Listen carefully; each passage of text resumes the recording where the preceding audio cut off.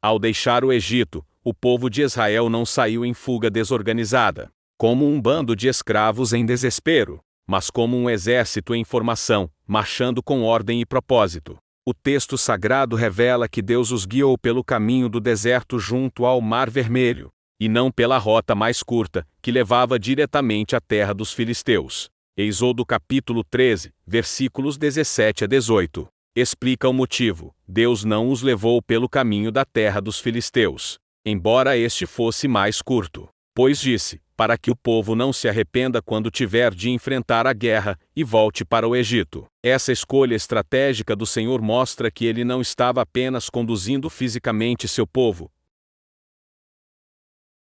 mas também cuidando de seu preparo emocional e espiritual. Mesmo que não entendessem os caminhos tortuosos, estavam sendo conduzidos pelo Criador. Deus sabia que os corações ainda estavam frágeis, e que a guerra poderia fazê-los recuar.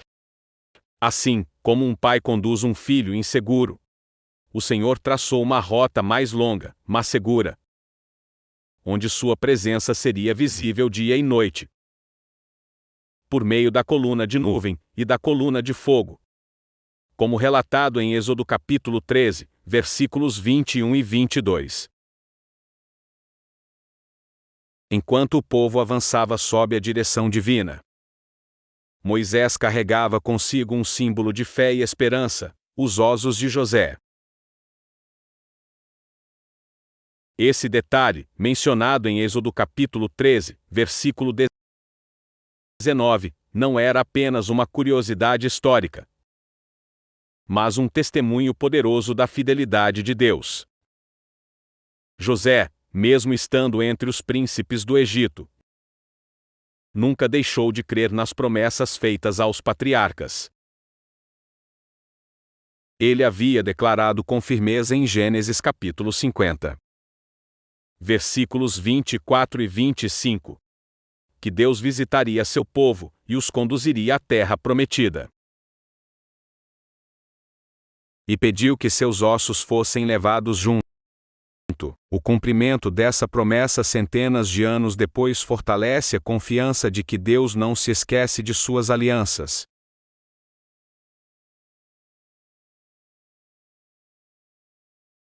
Essa transferência dos ossos de José, mais tarde sepultados em Siquém, como narra Josué capítulo 24, versículo 32, conecta gerações pela fé. Cada passo dado pelo povo no deserto não era apenas uma caminhada rumo à liberdade, mas o desenrolar de uma história milenar, onde a fidelidade divina se manifesta em cada detalhe. Mas nem tudo era esperança e fé. Quando o povo chegou à beira do Mar Vermelho, o cenário mudou drasticamente. Deus ordenou a Moisés que acampassem diante de Piairote,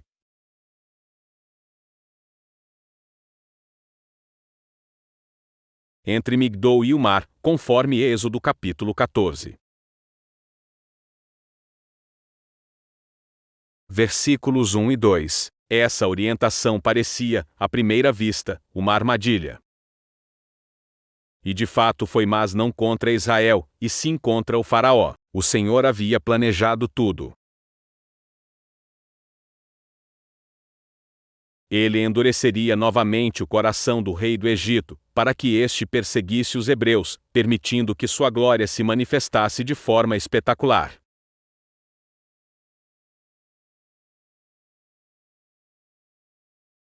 Quando os egípcios se aproximaram com seus carros de guerra, os israelitas entraram em pânico. O medo tomou conta.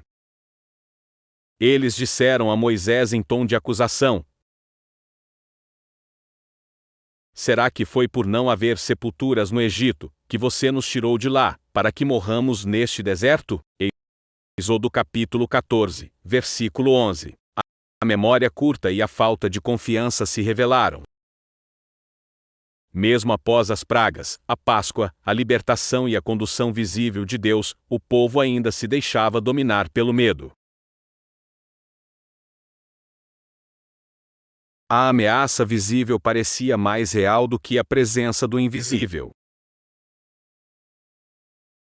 O coração humano, instável, mostrou que o livramento físico é rápido. Mas a transformação da mente e da fé leva tempo.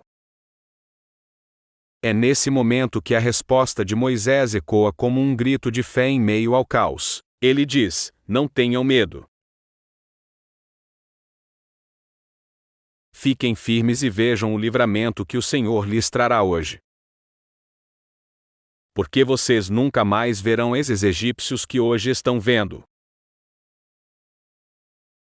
O Senhor lutará por vocês. Tão somente acalmem-se. Êxodo capítulo 14, versículos 13 e 14. Essas palavras revelam o contraste entre a fraqueza do povo e a confiança do líder, que havia aprendido a depender de Deus.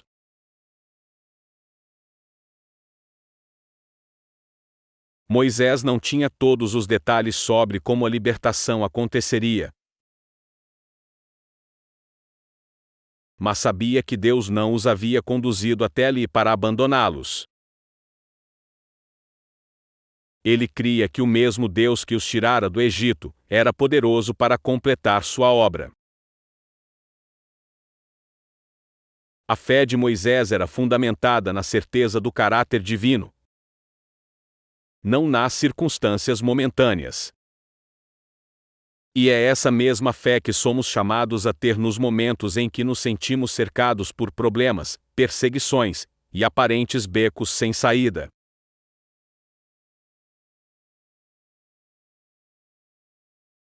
O mar pode parecer intransponível, e o inimigo pode parecer invencível. Mas o Deus que guia também é o Deus que abre caminhos onde não há. Esse episódio nos desafia a refletir sobre nossa própria jornada.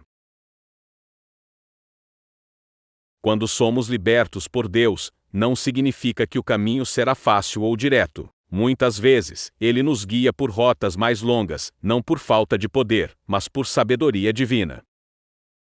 Assim como os israelitas, podemos carregar os sinais da libertação no corpo, mas ainda sermos perseguidos pelos medos do passado. O que determina a vitória não é a ausência de dificuldades, mas a presença constante de Deus conosco.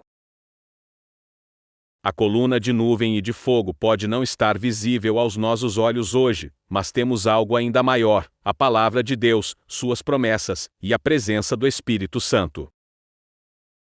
Quando tudo parecer perdido, e o exército inimigo estiver se aproximando, lembre-se das palavras de Moisés: o Senhor lutará por vocês. E mesmo que sua fé esteja abalada, lembre-se que Ele é fiel.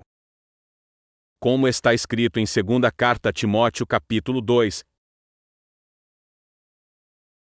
versículo 13, se somos infiéis, Ele permanece fiel, pois não pode negar a si mesmo. Em outras palavras, Deus não falha.